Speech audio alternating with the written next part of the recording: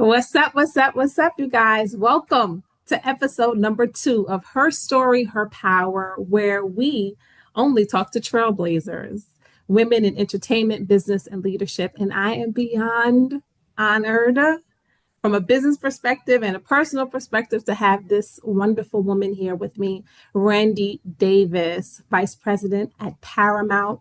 She is a marketing genius. She is a strategist. She is one of the best people that I know. And I gotta give it up for her. I was a girl from East New York, Brooklyn, who found her and she helped me. And I honestly, I don't think that I would have the confidence or even the know-how to navigate in this business if I didn't meet a woman by the name of Randi. So Oh, without further ado, I want to introduce you to Miss Randi Davis. hey there. I'm so happy to be here and you flatter me Oh, so. but it's really the truth, and that's one of the reasons why I wanted you to be here today, because I want to go through your journey and your history. People are sending in questions about how to break into TV, how to get a show on television. You're the blueprint for that.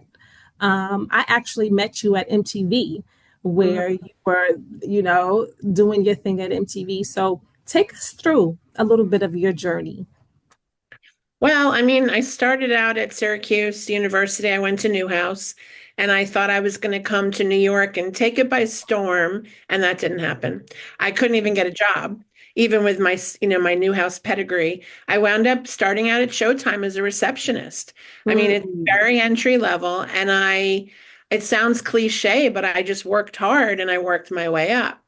And I went from being a receptionist to an assistant to a coordinator to a manager to a producer. And then I stayed at Showtime for about 5 years and did all those things. And I thought, okay, I'm ready for something a little bigger, a little more exciting. And that's when I moved over to MTV, MTV Networks. And then that became Viacom and then Viacom CBS. And then here we are at Paramount all these years later. So the other thing that's really unusual about my career is that I stayed with the same company for all those Yeah.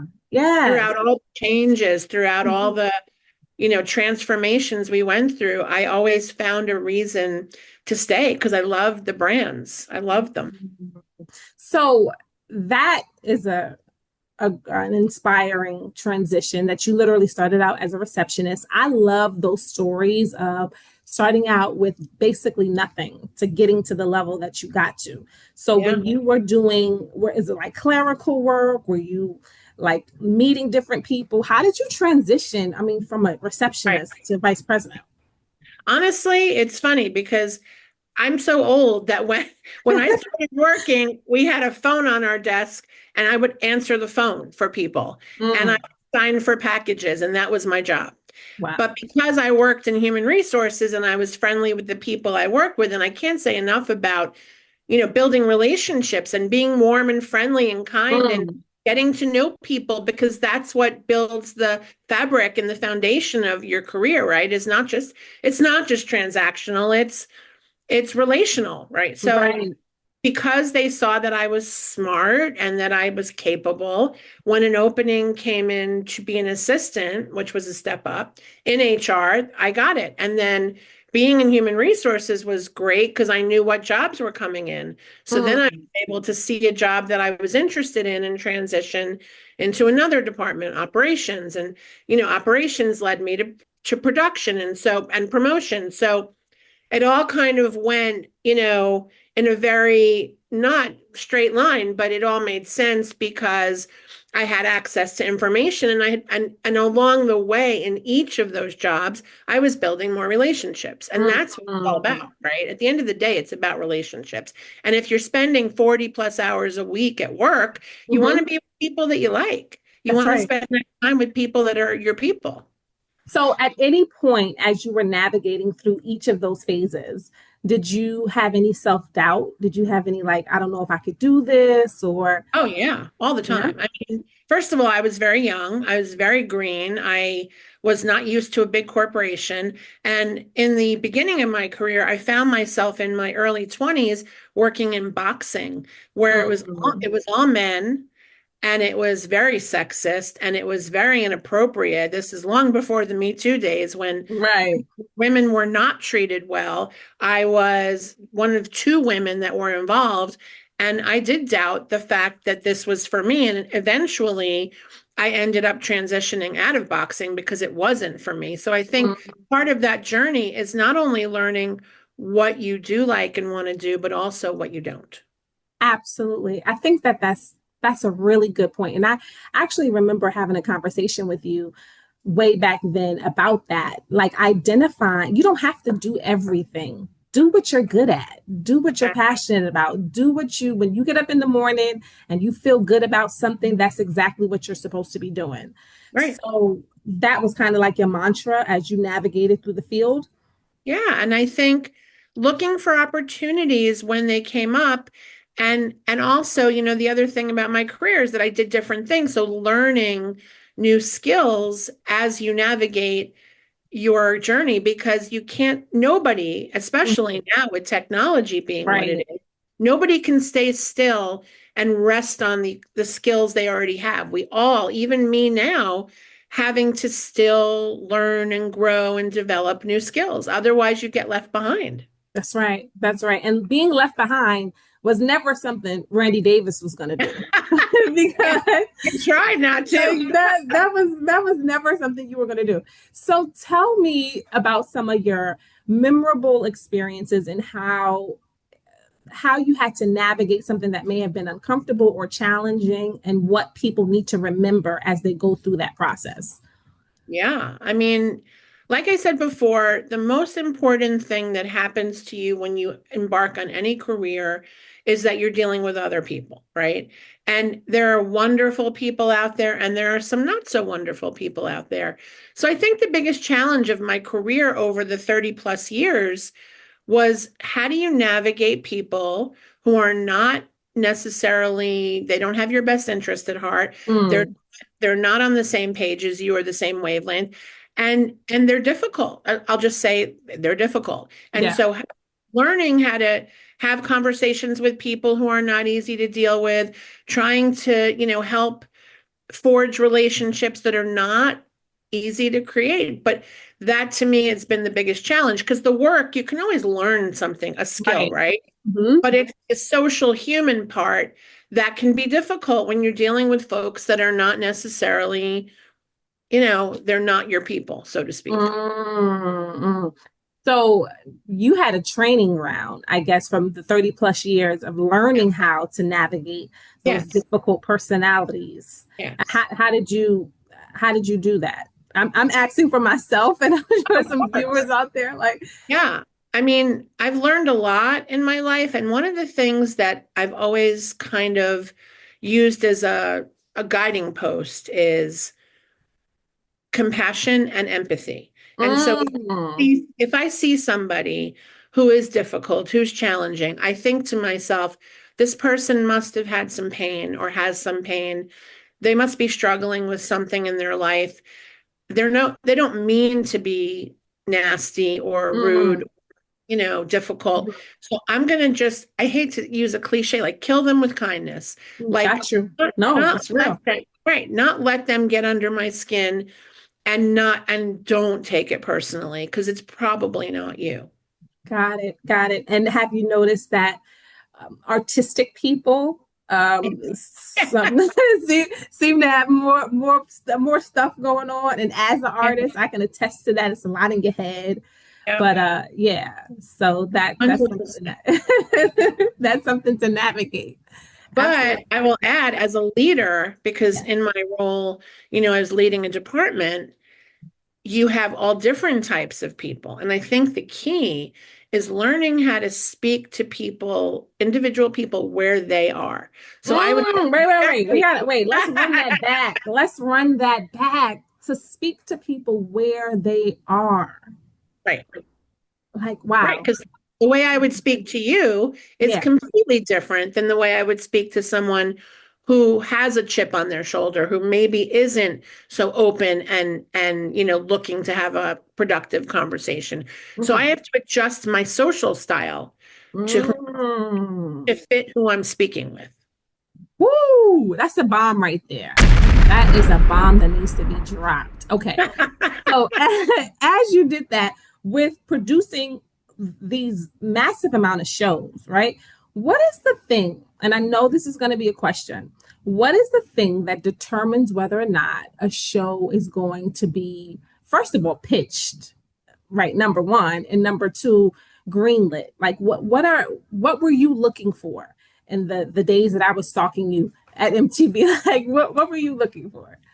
Well, I was not, just to be clear, making those decisions. I was around all of that. Mm, But I think what made shows, well, first of all, to pitch a show, you need to have a connection, whether it's through an agent or a lawyer or somebody who works with the company. So a lot of pitches that might have been great never even got through because they didn't have the right connection. So that's number one. right. Number two, to answer your question, when you do pitch, what people are looking for, what that kind of magic fairy dust that kind of they say yes instead of no, Mhm, is something that is unique and something that people haven't seen over and over and over, and also something that has a hook. Like I'll give you just one example. yeah. I know the guy who pitched Jersey Shore way back in the day. Hmm. And it wasn't Jersey Shore when he pitched it. It was something totally different. It turned into that. But they saw a spark of something that had potential to kind of take something unique and turn it into another type of social experiment like the real world was many years before that. And so they went with that because there was a hook. There was a spark. Like you have to feel something. And Mm, in order to feel that, the person pitching not only has to be passionate about it, but they have to know it like the way they know themselves. So when you're asked questions, you don't hesitate. You know the answers because this is a world mhm, that you've built. It's a world. mm. It is a world, not a show, right? Right, right. So you have to be passionate about it. Oh, You have to know it. You have to believe it. There has to be something within you in here that translates to other people. right. And yeah, yeah, no, that's awesome. And Jersey Shore, I mean, Yeah. like that was massive. Like, Yes. and do That you show think, blew up. Yes. yeah, it was massive. And do you think that when people are going in to people like you and your team and pitching shows and things of that nature, can you tell what is going to go, what is going to fly, what is going to I would say 30 no. I years? think No. no, I think because there really is an elusive element of everything. For example, if you read a log line for Friends, you would Mm-hmm. say, doesn't sound very interesting. But Mm-hmm. the chemistry of those six people in that moment was just a juggernaut. It Right. blew up. Right. So I think there's so many nuances, right? Like who are the people? Because the characters are a big part of it. Mm-hmm. How well is it written if it's a scripted show?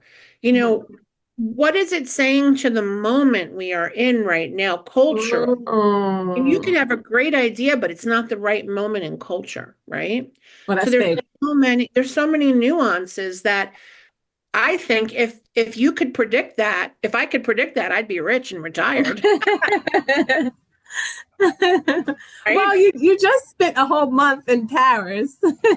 Oh, I was in Italy. Italy, I'm sorry. Yes. No, it's Like fine. Randy was for a month in Italy. And I was like, you are so deserving of that time to just veg because this is a lot. 30 years of people and shows and so I hope that you had a nice relaxing Oh, time while there. relaxing, no. Fantastic, yes. Ah! I was determined to see as much as I could see in that month, and I sure did.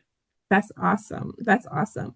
Yes. So this show, as you know, it's geared toward people that are looking for hope in breaking into certain industries, right? And there's so many people, like my whole network of most of my friends or people that I know are looking to get into TV. Hmm. And it's a lot of no's. It's a lot Hmm. of we're not interested, we're going to pass. It's a lot of that. Yep. How do you stay structured and strong in the midst of the no? That's a fantastic question. And as you know, I teach Yes. TV courses at NYU, and Mhm. I've been doing that for 18 years now. So this comes up a lot with my students because they're about to embark on their career, and this is what I would say to them, and then what I'd say to you. Mhm. Despite the fact that there are a lot of no's, and there are, you're in a time period where there's still so much more opportunity. And I'll explain what I mean. When I was coming up, a camera cost $1 million and it weighed 10,000 pounds. Right. Now you got a camera right here. Right So here. if you have an idea and you have passion, and it's all about that, and determination and grit, and Mm. you say, this is what I'm going to do. Nobody can stop you because you can make your own content, which was not an option in my day, Mm. and become an influencer, go on TikTok or Instagram or whatever, and get people to follow you. You can create your own content without having to go into the machine of pitching to the established networks. And to take it one step further, if you can do that successfully, they will come to you and you Woo! don't have to go to them, Come on. Come on. We're right? rewriting history right now with TikTok Exactly. and Instagram and YouTube and Facebook. That. And not only that, you're getting paid also if you're getting monetized. So there is some leverage that is now on this side that wasn't there maybe 15 years ago. You know? Absolutely. Maybe even 5 years ago. And here's the Wow. thing. If you say to me, I want to be a content creator, but I can't get a job for Netflix or Amazon, I say, forget about that. Create your content, get a job to pay the bills, right? Mhm. Focus on what your voice is and what you have to say and build it. Now, if you can do both, meaning get a job in the industry, learn your stuff, and still do that, great. But what winds up happening, we get a job. If the job is great, and we hope it is, we focus on that and we forget Mm. about our dreams of being a Yes. creator. I did it. Yes. We all do it at some point. I Mm-hmm. wanted to be a television writer. I got, busy with my career and I kind of put that to the side. And then during COVID, I said, I want to write again. So I started Mm. writing screenplays again, and it's been great. I haven't done Mm-hmm. anything with them yet, but Mm-hmm. just the process, if you're a creative, part of the joy of creating is just, getting that out of your system, Getting it right? out. Right, right. Absolutely. I don't know if you're familiar with the book The Artist's Way. Uh-huh. I sure do. And those morning pages, Yeah, those three, yeah, writing those morning pages every morning, it frees you up. So yeah. even if you're not on TV yet or not on the radio yet, you're something is out there Yes, outside of you into the universe. that's So right. I appreciate you saying that. So what's next? Well, I know I can't get all up in your business because there's a lot of NDA stuff going on, but if you could just talk a little bit about after 30 years in the business, where do you go after having so many high positions and all that good stuff? Um, as you know, I made a decision to leave Paramount in the fall of last year. It was a very difficult decision. The management situation changed. Skydance bought us, and I just felt like it was a good time to make that transition. And so it's only been a couple months that I haven't been in corporate, and I'm still kind of like, how do I do this again? But Mm-hmm. I'm still teaching, so that gives Yeah. me, my daily responsibilities and such. But, as I said before, I'm writing again. I'm pitching myself, talking to a lot of people. I have a podcast that I am Yes. Yes. putting more energy and life into now called The Professor and the Princess. And that is with my dear friend Henri Houston. And, trying to move that forward, talking to people and just, creatively collaborating and hoping that some projects kick off by the time it's time for me to either get a Randy job. has a major one. We are not discussing it, but she has a No, major one that I'm so excited about for you because that I mean innately that's who you are. You're a creative genius, a marketing genius. So well, you're I'm very kind, but no, I mean whatever happens from here with all of that experience, 30 years of navigating this, I'm really excited for what is ahead and grateful that you have taken your time to be here. If you had any last words to women in entertainment, what would they be? I feel like for women in particular, there are things that we have to navigate that men don't. For example, and I say this to my female students, like you have to unfortunately build a career at the same time you're considering whether or not you want to have a family. Mm, Those two things collide at the exact same time in your life between, let's say, 22 and 40 while you're building your career. Those are also your childbearing years, right? yep. And so that's a big challenge. And I say to women, don't think of it as one or the other. You can do both. I did it. I was a working mom. My daughter is going to be 27 and she's a perfectly normal human being. You're right. She didn't Beautiful. suffer because I worked. Yeah. She might have rather I'd been home a little more, but Mhm. she she's an independent, strong woman that I raised and Mm, while having a career. So that's the first thing for women. Don't think you have to choose. And as long as you have a support system and a community of people, you will be fine. And then the other thing I would say is don't let men squash your voice. come If on. you have something to say, say it. If you feel strongly about something at work that you are passionate about, that you believe in, don't let some man poo-poo you and tell you, you sit in your seat and be quiet. They Mm, still they still do that. And so mm, you have to be strong and share your voice in a productive way, but mhm. don't let some man silence you. That's my Listen, 2026, we're not letting no man silence us. exactly. Exactly. No, yeah, yeah. So, when did you know? When did you know for a fact that this was the industry that you were going to be in and you were going to work in it? It's not a funny story, but I was 5 years old Wow. and I had, some issues at home, just a little bit of drama. And I was always looking for an escape, reading, writing stories, creating characters in my mind. And then I started to really watch like TV shows. And I remember Gilligan's Island, even though it's awful. For a 5 year old in 1970, it was pretty cool.